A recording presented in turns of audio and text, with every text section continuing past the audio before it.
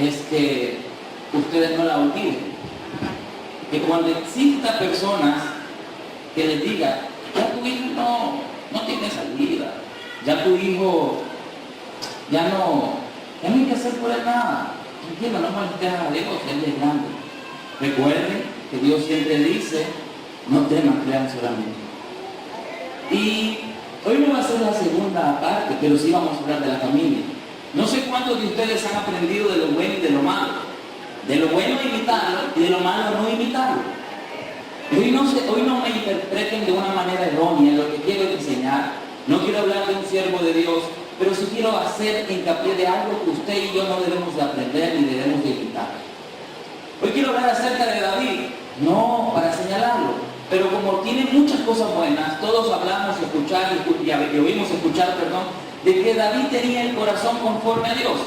Eso es verdad. Ahora yo quiero hablar acerca de algo interesante, de un hombre que tenía el corazón conforme a Dios, pero que de alguna manera, no sé qué pasó, no sé, no me pregunten, tuvo un problema, un asunto familiar que no tuvo una buena solución o un buen final. Así que yo hoy quiero basarme en David, no para hablarles del hombre conforme al corazón de Dios, sino de un hombre común y corriente que tiene esposa e hijos. Un hombre y madre como ustedes. En este caso, las que son mujeres se lo asocian, no se hagan creer que son reyes, pero la Biblia nos llama a ser reyes y sacerdotes. Pero pregunto, imagínense, la historia ha revelado, la historia bíblica, que David era un pastor, que David fue un rey, que David fue un guerrero que mató a un gigante, a un Goliat, que David tenía la habilidad de poder unificar a una nación entera, como es Israel, en Judá, porque estaba dividido el reino de Israel, logra estabilizar la economía de Israel, pero la Biblia narra en 2 de Samuel, que quiero que vayan conmigo, capítulo 15, verso 30, nos encontramos a un rey David tapándose la cabeza, triste y caminando en un monte que se le conocía como el Monte Olivas, y la gente lo seguía. Así que leamos juntos, por favor. 2 de Samuel, capítulo 15, verso 30. David subió la cuesta de los olivos y la subió llorando, llevando la cabeza cubierta y los pies descalzados. También todo el pueblo que tenía consigo cubrió cada uno su cabeza e iban llorando mientras subían.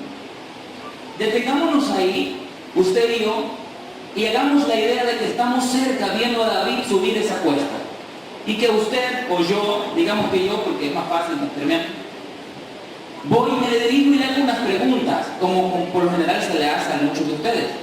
¿Cómo está David? ¿Cómo está la familia? ¿Cómo está su esposa? Y probablemente David sigue triste y baja la cabeza y apenado, solo nos queda viendo y sigue avanzando. ¿Cómo está? ¿Cómo está la familia? ¿Cómo está su matrimonio? ¿Cómo están sus hijos? Esa es la pregunta que yo le haría a David y que por lo general usted cuando ve a un amigo de mucho tiempo le dice, ¿cómo ha estado mi hermano Pedro? Tanto tiempo, ¿cómo están los hijos? ¿Ya crecieron? Sí, ya. ¿Cómo está su esposa? ¿Sigue bien rejuvenecida? Sí, hermano, mira, esa muchacha sigue bien bonita como siempre. Esas son las preguntas que comúnmente usted y yo nos hacemos cuando encontramos amigos de mucho tiempo. ¿No es así? Digamos que nos encontramos a David en el camino y le hacemos esa pregunta. ¿Cómo está la familia? ¿Cómo están tus hijos? ¿Y cómo te sientes? Fíjense que no puedo leer con ustedes toda la historia bíblica de lo que ha pasado en la familia de David, pero se la quiero narrar. Quiero empezar con el primer evento que marca la vida para una familia que está destruyéndose. Cuando David, o cuando en la Biblia aparece en 2 de Samuel también, capítulo 12, un relato muy triste, tal vez que ustedes lo leen en su casa con capítulo 13, con más detenimiento y análisis, y ustedes se van a encontrar cómo uno de los hijos de David viola a una de sus hijas. Miren, yo no creo que ningún padre esté preparado para eso. Nadie capacita a un padre para posible violador de nuestros hijos. Nadie prepara eso. Pero de repente notamos que Amnón viola a Tamar. Y la historia sucede de esta manera. Dice que se enamora de su hermana y que le pide al padre, porque se hace el enfermo, que mande a su hermana que le lleve el lunch, o sea, el almuerzo, que se lo prepare ahí mismo. Y tristemente, el padre David cae en la trampa, le envía a su hija, porque sus hijos son sus hijos. ¿Cómo no? Pues mi mamá viene, puede decir a mi hermana Rebeca, anda a ayudarle a hacerle la comida porque viene a trabajar. Lo hacía, ahora no, porque ya no vive con nosotros, pero lo hacía. Un padre también hace eso mismo. Lo manda a su hija, la manda a su otro hijo, y el hijo dice que se pierde desenfrenadamente por un amor loco, enfermizo, dice la Biblia, y abusa de ella. Más adelante sigue diciendo que la hija empieza a rasgarse sus vestiduras, las vestiduras de una virgen, su manto, su túnica se le empieza a rasgar, empieza a echarse ceniza y camina en las calles diciendo que ha sido deshonrada por su hermano. El hermano la aborrece, y yo les digo, yo no tengo hijos, no me he casado, no sé ustedes qué sentirán, pero yo me hubiese, no sé, primero llorado, también desgarrado las vestiduras, como dice que David lo hacía muchas veces. Pero la Biblia dice, léanlo porque no es invento mío. La Biblia dice que David en el versículo 21 se da cuenta y lo único que dice es que se enoja, se enfurece. Cuando yo lo leí y lo analicé, yo dije, o no quisieron los escribas escribir más, o es que David es un mal padre. Porque yo me puedo enojar cuando tenga hijos porque el hijo no me haga caso. Pero yo probablemente pudiese querer reprenderlo y educarlo y corregirlo. Era un hombre mayor. Pero la Biblia dice en el versículo 22 del capítulo 13 de Samuel, dice, el rey David, al enterarse de todo lo que había pasado, se enfureció. ¿Ok? Solamente. Solo se enfurece. Bien, yo hubiese esperado que hubiese aparecido en ese texto el rey David, lo destierra, el rey David lo echa preso, el rey David lo corrige con mano dura, o el rey David lo intenta ahorcar para meterle miedo, no lo sé. Pero yo lo hubiese hecho. Y no es que me quiera comparar con David, pero probablemente hubiese causado mucha molestia y yo, conociendo a un Dios de corrección, hubiese querido corregirlo. Pero David solo se enfurece. Tanto es así que si usted lee el otro versículo, dice que su hermano Absalón le da posada a Tamar y pasan 2 años que espera Absalón que su padre, parcializado e injusto, corrija a su hijo. Y no fue así. O sea, yo no sé por qué David no corrige al hijo, pero 2 años pasa Absalón esperando. Algunos dicen vengarse, la Biblia lo dice, pero yo creería que Absalón espera que David haga algo para corregir a su hijo. Pero nada, no pasa nada. Yo sé que aquí no hay padres que no corrigen a sus hijos. Yo quiero creer, y sea así, que ustedes corrigen a sus hijos. Por cosas graves, muy graves, pequeñas, pero las cosas es que yo entiendo que ustedes corrigen a sus hijos, porque recuerdan el versículo que dice, instruye al niño en su camino, y cuando fuese viejo no se apartará de él.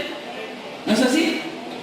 Así que yo no sé por qué David, un hombre conforme al corazón de Dios, un hombre que restauró el imperio israelita, un hombre que edificó o que preparó los planos para el templo, algo no le estaba saliendo bien. No perdió ninguna batalla, pero estaba perdiendo la primera batalla, la segunda batalla en su familia. Cuando usted no corrige a sus hijos, en el momento preciso que cometió el error, usted está dejando puerta abierta para que su hijo siga pecando. Usted no está permitiendo que Dios verdaderamente reine en su hogar. Ahora, David no corrige a su hijo y luego uno dice, bueno, pues uno instruye al niño y de vez en cuando sale una que otra oveja perdida, una oveja negra. Pero no es así. Pero él es como al padre, es que realmente hay veces se descarría. No es así porque fíjense que sale otro hijo, que no es Absalón, que después se venga y mata a su hermano. Sale otro hijo que no creo que sea oveja negra, ya no creo que sean las ovejas negras, porque no creo así, pero digamos que el refrán, intentemos darle algo de crédito al refrán. Después sale otro hijo, Adonías, que prepara un golpe de estado. Y uno dice, ok, el primero viola a su hermana, el segundo mata a su hermano que la violó, y ahora un tercero quiere darle golpe de estado. En Primera de Reyes aparece cuando David, aparece la historia, pero aparece cuando ese hijo Adonías intenta decirle, bueno, vamos a hacer el golpe del Estado, vamos a... ¿Por qué? Porque jamás le dijo, hijo, estás haciendo mal. Hijo, oye, no es así no se trata tu hermanita. Dijo, no se peleen ustedes dos, son hermanos, son pipes. No, así no se hace. Dice la Biblia literalmente que jamás, nunca lo contrarió. Es que tal vez digamos que se metió esa psicología de Estados Unidos, que aquí no podemos contradecir mucho a los hijos porque les creamos un trauma psicológico. Los llevamos a hacer, les prohibimos su creatividad. No podemos ir contrario a él porque los frustramos. Yo no creo que eso se haya implementado aquí en Nicaragua, en esta iglesia. Yo lo sé. Pero David jamás contrarió a sus Adonías. Y lo peor de todo es que jamás se interesó por saber qué estaba haciendo, porque nunca le preguntó, ¿cómo vamos con las clases? Porque nunca le pedía cuenta. ¿Cómo vamos con las clases? ¿Cómo vamos con el estudio? ¿Cómo vas con tu novia? ¿Cómo vas en el trabajo? No, algunos padres más bien, porque no tienen el tiempo, le ponen un televisor en sus cuartos, una computadora, y le compran un Nintendo. Y dice, yo confío en mi hijo, sé lo que ve en la televisión y sé lo que ve en la página web. Bueno, yo no sé. Pero le digo que un joven adolescente que ha escuchado a sus amigos que no son cristianos, que las mujeres en X página salen bonitas,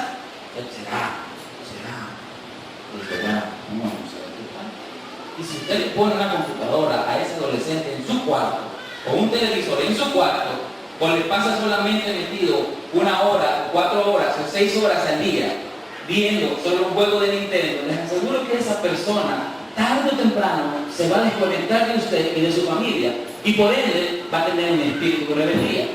Jamás se intenta averiguar qué estaban haciendo sus hijos, a dónde fueron, qué hicieron, con quiénes andan. No, es que yo confío en él, yo lo eduqué súper bien, yo sé que él tarde o temprano va a seguir el propósito de Dios. Yo no dudo en que usted no tenga la buena tarea de educarlos. Jamás he dudado en eso. Pero si usted no le pide cuenta a sus hijos, ellos no se lo van a dar. ¿Se acuerdan el comentario del pastor Oliver cuando dice, ¿por qué se tiró el acto? Porque no lo vio, pero si se ve claro, no lo vio usted. ¿Por qué jamás le dan cuenta a los hijos a algunos padres? Porque jamás se la piden. Jamás se ha hecho una costumbre en que el hijo le diga, papá, voy a tal lugar. Nos decía nuestra mamá, bueno, qué lindo ustedes, ya que lo hicieron, antes era, le da permiso, ahora es, informo, voy a tal lugar. Y uno se siente grande, como, mamá, voy a tal lugar. Después, me da permiso. Antes iniciaron diciendo, ¿me das permiso de ir con los amiguitos a jugar? ¿Con quién es? Con mi primo David, con mi primo Isaac y con otro hermano de la cuadra. ¿Quiénes son? Toñito. No, Toñito no, porque Toñito es muy vulgar y le pega a todos los niños, te va a pegar a vos. No, si no mire que vamos los 3 primos, no creo que nos den. Y nos dieron. Se volvió profeta. Pero sí, la Biblia dice literalmente que jamás se interesó David por Adonías, jamás lo contradijo. Mire, si usted tiene que decirle a su hijo, aunque tenga 40 años y siga viviendo en su casa porque es un niño, aquí no ocurre eso. Pero usted tiene que corregirlo. Usted tiene que decir, oye, no, ya tenés 20 años y no tenés ni estudio ni trabajo. Y uno dice, ya, pero ahí no son mis mamás. Sí, pero yo me voy a morir y vos qué vas a hacer. Si no corrigen y no empiezan a decirle, estás actuando mal, no es así, miren, les digo, va a pasar un Adonías. ¿Cómo es posible que David escribía salmos para adorar, para arrepentirse a Dios, para hablar acerca de las miles victorias que tenían gracias a la ayuda y la providencia de Dios? Hablaba de él mismo, bendice alma mía Jehová, pero no aparece en ningún salmo donde él bendice o exalta a los hijos o les pone a los hijos. La única vez que aparece en la historia de David que exclama por los hijos es cuando Absalón muere. Se rasga sus vestiduras y empieza a clamar por Absalón. Pero no hay ningún salmo por David dedicado a los hijos. ¿Por qué? No sé. Pero si usted no le dedica tiempo a los hijos, nadie más va a poder hacerlo. No queremos ni un Adonías, ni un Amnón. No queremos ni un Absalón en nuestra familia. Y no va a ser por culpa nuestra que ocurran y que aparezcan esos Absalones. Nadie espera que su hijo se convierta en un delincuente, en un homicida, en un violador. Pero si usted no le pone cuidado a sus hijos, usted va a generar un conflicto en su familia y un delincuente para la sociedad. Es dura, es feo, pero la vez pasada era un poco más suave la palabra, porque la idea era que ustedes y yo tuviésemos esperanza que la familia se restaure en Dios. En Jesús, siendo el centro, se restaura.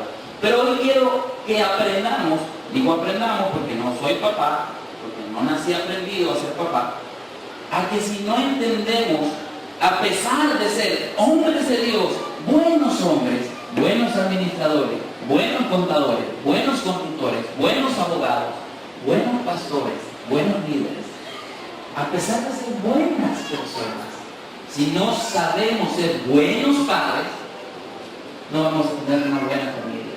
Usted dígame, ¿quién es un hombre de Dios cuando se siente como un niño de 5 años y en 5 minutos le diga cómo es su papá? ¿Sí? Usted dígame si ese hombre es un buen esposo, obviamente hablando con su esposa. Yo le decía a las clases de jóvenes, que no están hoy, que el joven tiene que aprender a ser un buen esposo cuando aprende a casarse con Dios. Porque él ama a Dios no porque siente amarlo, sino porque sabe que debe de amarlo. Entonces cuando él empieza a practicar amar a Dios, se convierte en un excelente esposo porque sabe que día tras día también se propone amar a su esposa. Pero ok, le preguntamos primero, yo voy caminando, me encontré a David y le pregunté, David, ¿cómo estás? ¿Cómo está la familia? ¿Cómo están los hijos? Agacha la cabeza, sigue triste probablemente por eso. Y le pregunto, ¿y cómo está la esposa? Y tal vez me contesta con una pregunta. ¿Cuál? ¿Cuál de todas? Fíjense que algunos justifican al rey David con quien en aquel entonces era permitido tener muchas esposas.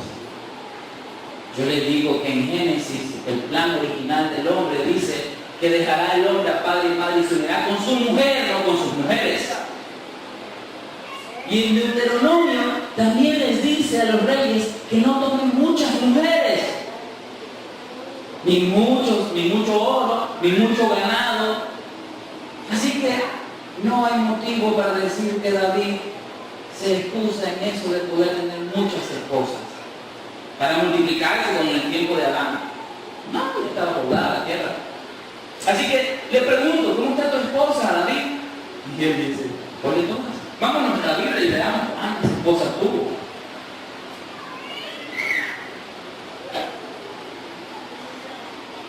Vámonos en Primera de Crónicas, capítulo 3. Y yo sé que aquí, yo sé que aquí ninguno de los hombres esposos tiene muchas esposas. Pero quiero concentrarme en el meollo del asunto, en la fidelidad que debe de existir en el matrimonio con su esposa para que funcione su familia. Ok, dice capítulo 3, versículo 1 en Primera de Crónicas. Estos fueron los hijos de David, ayúdenme a contar, nacidos en Hebrón. Esta es una versión diferente tal vez a la de ustedes, pero creo que pueden entenderme bien. Su primogénito fue Amón, hijo de Ahinoam, la jezreelita. El segundo, Daniel, hijo de Abigail, Abigail. El tercero, Absalón, hijo de Maca, tres esposas, la hija del rey de Talmaya. El cuarto, Adonías, hijo de Hagui, 4 esposas. El quinto, Cefatías, hijo de Amital, 5 esposas. El sexto, Itrán, hijo de Egla, 6 esposas, que era otra esposa de David. Estos 6 le nacieron en Hebrón, donde reinó 7 años y 6 meses en Jerusalén. Y 6 meses. En Jerusalén reinó 33 años. Ahí le nacieron más. Y no fueron de las mismas esposas. Escuchen las esposas. Sima, Sobat, Natán y Salomón, hijos de Betsabé. La hija de Amiel tuvo también a Ibar, el Siba, el Pelet y Nogar, Nefé Javía. Es un poco aburrido leerlo, pero cuando lo leí, este hombre tuvo 8 esposas. Y más adelante se sigue leyendo, sin meter los hijos de las concubinas. O sea que un rey David era un padre ausente para muchas familias. Era un padre que dejó botados algunos hijos. Bueno, no sé si botados, pero él no estuvo ahí. No solamente un padre que lleva dinero, es un padre presente. Si el padre no está ahí para darle el tiempo, para preguntar qué está haciendo y cómo va, realmente sigue siendo un padre ausente. Aunque probablemente todos estuviesen con la cobertura del capital, del reinado de David, que siempre nunca estuvo ahí. Tantas concubinas que tuvo, también tuvo hijos, dice la Biblia, con las concubinas, pero tuvo 8 esposas. Y si me preguntan a mí, ¿por qué David sigue caminando triste en esas colinas? Y David solo me contestó una pregunta y me dijo, ¿cuál esposa? Voy preguntándole, le digo, ¿cómo están los hijos? Y él me dice, no dice nada, solo me queda bien con todo orgulloso. Digo yo, pues, imaginándome un poco.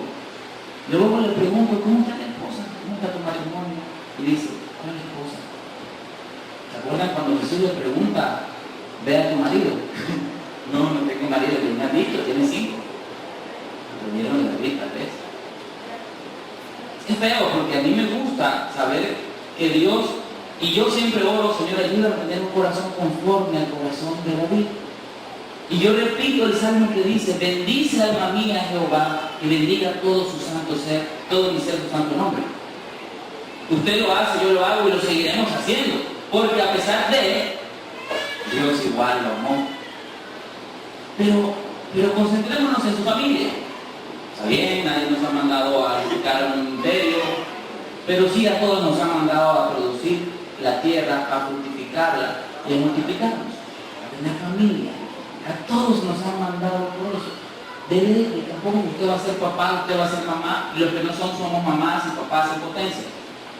Así que de cajón usted es padre. Entonces, está bien que se preocupe por agradar a Dios, es necesario agradar a Dios, pero no crea que Dios va a venir a hacer las cosas que usted debería hacer por sus hijos. Dios no va a tomarse tiempo por usted para estar hablando con sus hijos. Dios no va a tomarse el tiempo por usted para estar pidiéndole que le diga, ¿cómo vas a clase? ¿Le quiero ayudar? ¿No? Ahora, yo no creo, en verdad no creo, que aquí hay esposos que tengan muchas mujeres, es verdad. Pero cuando usted no le es fiel a su esposa, ¿y qué es ser infiel? Bueno, sencillo. Miren, es un poco extraño. Pero la infidelidad no solamente está basada en tener relaciones sexuales con otra persona. Fíjense que una vez un amigo me contó, tiene novia, fíjate que estoy teniendo un problema. ¿Por qué? Porque yo tengo novia y me está como que atrayendo otra muchacha. Y entonces sí, bueno, qué bonita, pero también se mete mucho la muchacha. Tiene razón, la metió a orar. Sí, hombre, no creas, yo me estoy metiendo a orar para que no pase lo que no quiero que pase. Y él me dice, yo me siento mal porque amo a mi novia, pero me atrae la otra. Ok, oremos, le digo, oremos, hay que orar. ¿Y él sabe por qué se sentía mal? Porque así empieza la infidelidad, con un pensamiento. Ahora, si usted no le da tiempo a su esposa, él tenía 8 mujeres, probablemente una de ellas tenía que rotar para poderle responder a todas, porque son más días de la semana. Yo no sé, pero al final de la vida de David muere solo, sin hijos y sin esposa. Y tenía hijos y tenía esposa. Pero ¿por qué el empleado de David tiene que ir a buscar a una doncella para calentarlo? ¿Dónde están las otras esposas? Son 8 y ahora de 8 no se reúnen. ¿Sabe por qué? Porque ninguna mujer se va a sentir bien cuando usted llegue a su casa, lleve a su amiga y está su esposa y le dice, sentate aquí, nos va a atender ella. Porque no sabía que tenía una ama de casa, que fuese su empleada y que atendiese a su amiga y usted sentado. Hermano, fíjense que hay cosas que no son pecados, pero no son prudentes. Entonces, yo no creo que sea pecado que usted lleve una amiga, inclusive también si fuese amiga de ella, pero hermano, déle lugar a su esposa. Porque si su esposa se siente desplazada, usted acaba empezando a matar esa florcita de amor que usted empezó a sembrar cuando fue su novia y cuando se casó. Hay muchas maneras de matar el amor a la esposa. Igual hay muchas maneras de matar el amor al esposo. Miren, yo no soy esposo, pero a mí me encanta que mi novia me diga cosas buenas, que lo hice bien, que ando elegante, que ando guapo. Que ando guapo, ¿verdad? Sí, tiene que esa camisa que queda bien, pero no importa, decímelo. Me gusta. Y yo veo a mi papá que le dice, tú puse esto, está bien, pero a mí no me da la gracia, tú lo hiciste bien, pero sentí que estaba bien, pero es que a él le gusta que lo hagan grande. No sé, creo que a la mayoría de los hombres nos gusta que nos hagan lucir bien, sin vos en la casa se caería. No, pero les gustan los hombres. Y cuando la esposa no le da ese lugar al esposo, el esposo se siente cohibido, porque hay otra en la calle que le dice, oye, te vestís muy bien y en verdad has hecho muchas cosas buenas. Realmente Dios te usa, sos un siervo del Altísimo. Realmente Dios te está usando, sos un gran hombre de Dios. Y va a la casa, ay, no trajiste el arroz, me quedé sin arroz. Y tal vez me llevó todo, pero se me olvidó eso. Fíjense que en la calle siempre va a haber gente que le diga a su esposo cosas bonitas, y si la esposa no le dice cosas bonitas en su casa, fíjense que le va a gustar. ¿Sí? ¿Le va a gustar? Y no porque a los hombres les entre por el oído, pero a nosotros nos gusta, nos encanta que nos digan las cosas que hacemos bien y que les sepan decir. No como, lo hiciste bien. No, lo hice todo. Pasé una hora queriendo reparar ese clavo que se pegó, pero por lo menos decirme que lo hice bien. Sí, lo hiciste bien, pero no sé, solamente. Entonces yo le estoy enseñando a mi novia, porque ella no es tan expresiva, a ser más expresiva.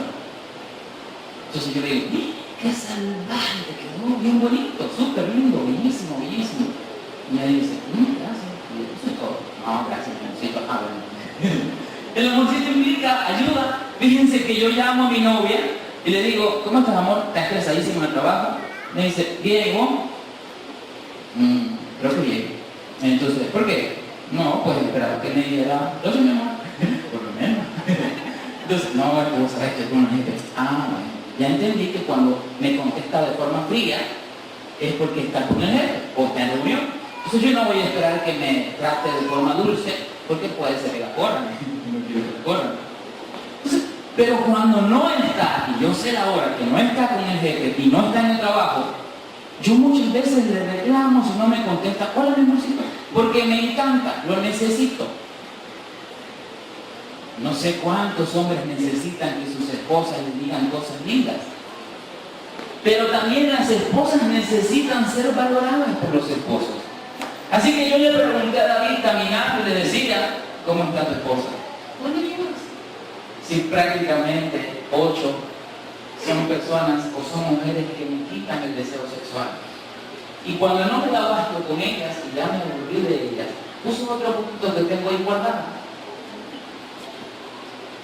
¿Saben qué pasa? Cuando siento que mi esposa no me dice cosas lindas, no importa, tengo amigas que lo hacen. Ok, tal vez me la está besando, tal vez no está yendo a la cama con ella, pero no, hombre, arregle su situación con ella, mejor hable y dígale, sabes que es lindo que me digas que me amas de muchas maneras, porque yo entiendo las cosas de una manera diferente a la tuya. Hay un libro que se llama 5 lenguajes del amor, muy bonito.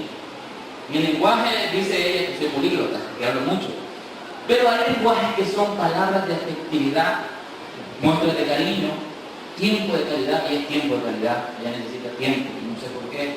Yo le digo tantas cosas, ella podrá sentirse amada por esas, pero si yo dejo de dar el tiempo, ella no se siente amada. Ella es así. Hay otras personas que la muestra de amor es que le hagan muestras de cariño, que hagan favores o hagan quehaceres en la casa. Llego a la casa, ya no volvías a lavar los trastes como lo hacías antes, ahora me dejas toda la tarea a mí. Y ella se siente amada si usted lo hace. Porque ella es así. Si usted detectó eso, hágalo. Ella ya detectó y usted ya lo detectó. Yo me siento cada más amada cuando mi esposo va a la venta, me compra la pastilla, lava los trastes y le hago la comida. Porque está, sí. Aunque te diga te amo, sí, me gusta, eso ayuda a que crezca la plantita. Puedes dejarme de decir te amo, te extraño, te miras bien bonita, te cae bien ese traje, pero si no sigues haciendo aquello que para mí es importante que sigas haciendo y que demuestra amor genuino de parte tuya, que es demostrarme a través de favores, yo no me siento amor. Ese es su lenguaje de amor.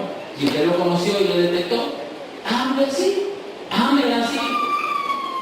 Entonces vaya, lave los trajes en la noche, le dice, mi amor, voy a lavar, y va a ver que ella le dice, ay, gracias, mi amor, sos mi héroe. Y le da, con la boca, oye, ese héroe, ¿verdad? Pero es porque ella se siente amada, porque su muestra de amor, o su lenguaje para entender el amor, es a través de favores, a través de acciones. Entonces, ¿qué sé yo? Y él se siente como, sí es cierto, claro. Yo no entiendo, ¿cómo me necesita? No, pero es verdad. Es verdad. Ahora, si eso no está en su matrimonio, no espere que sus hijos estén mejor.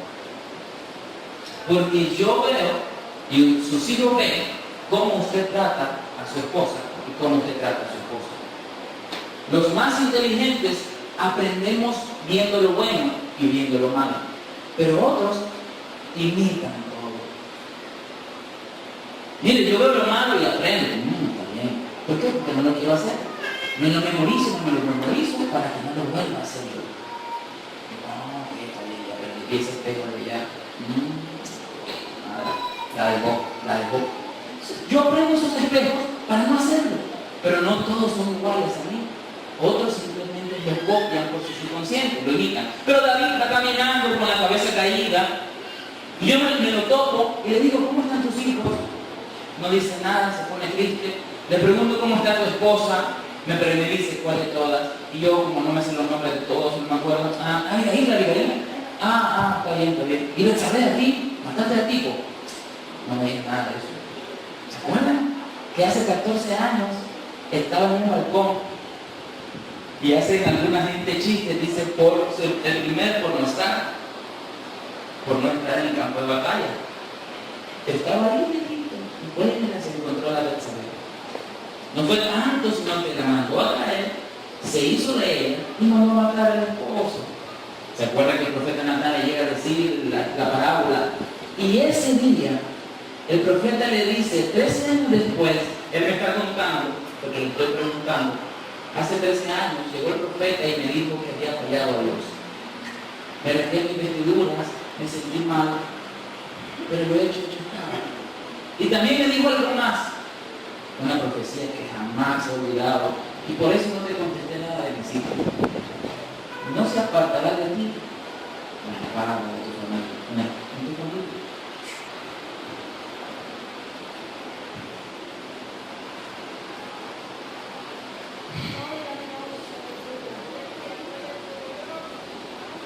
Fíjense que David fue un hombre bueno, como ustedes y como yo. David fue un hombre que amó a Dios como ustedes y como yo. David fue un hombre que sirvió a Dios como ustedes y como yo. Lo único es que usted y yo vamos a aprender de él a no tener una familia como la de él. Mire, yo no quiero tener un Absalón, no quiero tener un Amnón, y tampoco quiero tener un Adonías en mi familia. Eso no fue porque salió la oveja amada de la familia. Eso no fue porque, bueno, casualidad de la vida, surgió, no siempre uno latina, uno le da bien, otro sale bueno, otro sale mal. No. Usted vio lo que pasó en la historia de David. Porque él sembró, cosechó con sus hijos. Y al final, dice la historia, en los últimos días de David, un hombre glorioso, un hombre que preparó el camino para que Salomón edificara el templo, al final de todo eso, vemos a un David anciano, postado en su cama y escribe algunos proverbios, donde se acuerda de que no quiero que le pase a las generaciones, y habla algo de los hijos en proverbios. Y vemos a un David que lo inunda un frío terrible. Dice la Biblia que había un frío que no podía controlar nadie. Le ponían colcho tras colcho, nadie. No había una esposa que le diera calor, No sé qué se hicieron los hijos para darle calor, algunos murieron, otros pues también se fueron. Los hijos de las concubinas probablemente estaban resentidos porque jamás estuvo David en su cumpleaños. O sea que un David, un rey importante, un gran David, ahora se encontraba solo. Lo suficientemente solo para mandar a llamar a una extraña, a una jovencita concubina, para que lo calentase, para que le diera calor. Ahora imagínense que no es David el que me encuentro, sino que soy yo que me encuentro a uno de ustedes y le pregunto, ¿cómo ha estado? ¿Cómo está su familia? ¿Cómo están sus hijos? ¿Cómo está su matrimonio? ¿Cómo está su esposa? Yo no les voy a pedir que me contesten ahorita, pero no voy a creer ni a pensar que ustedes tienen muchas mujeres maridosas. Pero sí voy a pensar que tal vez han fallado en expresarle ese amor a su esposa y su plantita se está marchitando. Tal vez no voy a pensar tampoco en que han descuidado a sus hijos, pero que el mucho afán en su trabajo ha perdido el momento crucial en que usted conversa con su hijo y le dice, te felicito, así se hacen las tareas. Tampoco voy a pensar en que usted tiene esa despreocupación por sus hijos, en no querer saber lo que hacen, en no querer saber lo que están haciendo, lo que están viendo. No voy a pensar eso, porque usted y yo estamos entendiendo que el principal problema de David fue haberse apartado de la presencia de Dios en ese momento. Mire, David era un hombre que se levantaba, caía, se levantaba, caía, se levantaba, caía. Tal vez algunos de nosotros somos así, pues. Nos levantamos, caemos, nos levantamos y caemos, porque nos aferramos a esa promesa que dice 7 veces cae el justo y 7 veces igual levanta. Pero yo les quiero preguntar eso. Yo me lo topo por ustedes. ¿Cómo ha estado la familia? ¿Cómo está su matrimonio? ¿Cómo están sus hijos? ¿Saben? Yo creo que Dios tuvo 2 razones por las cuales no edificó el templo con David. La primera, la Biblia dice, porque había habido mucha guerra en su tiempo, en su reinado. Y la segunda no lo dice, pero yo lo saco en conclusión como ustedes. Porque en Tito, o en Timoteo, si no me equivoco, dice algo que marca a los padres, o sea, que me va a marcar a mí. Porque el que no sabe gobernar su propia familia, ¿cómo podría cuidar de la iglesia de Dios?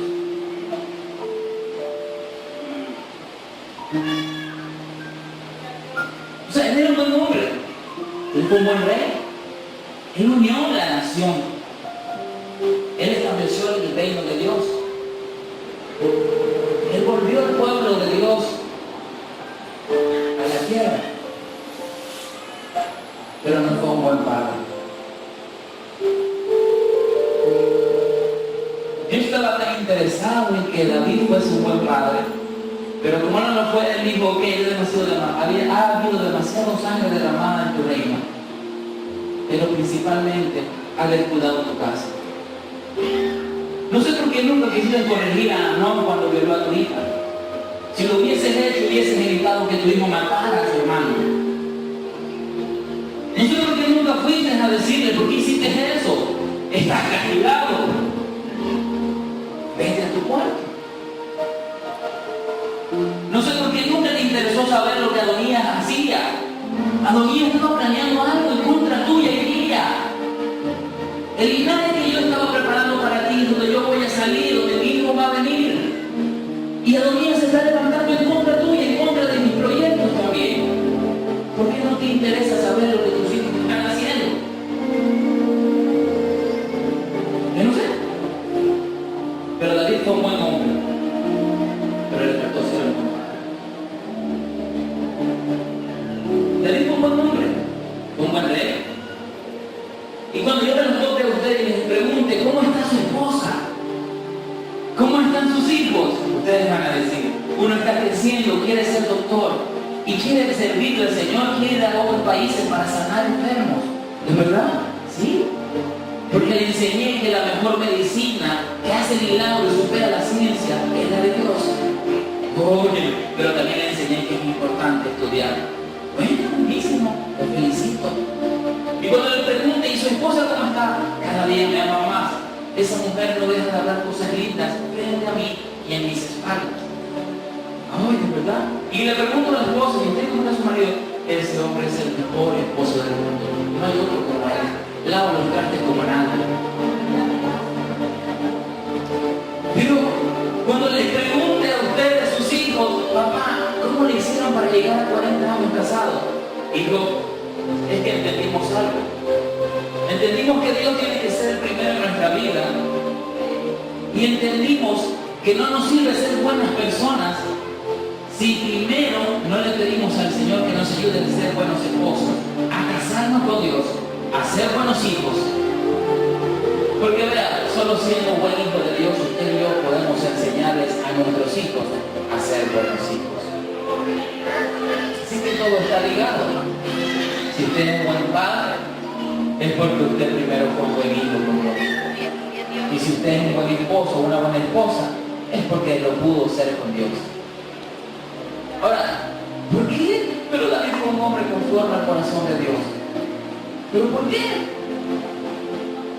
Porque, hermano, no le sirve de mucho dejar su familia, dejar su casa por servir en la iglesia si usted no da tiempo a su familia. Su primera iglesia, su primer ministerio, y una hermana me dijo que nuestra primera empresa es la familia. Así que, por favor, seamos hombres como David conforme al corazón de Dios, pero aprendamos que también debemos de ser buenos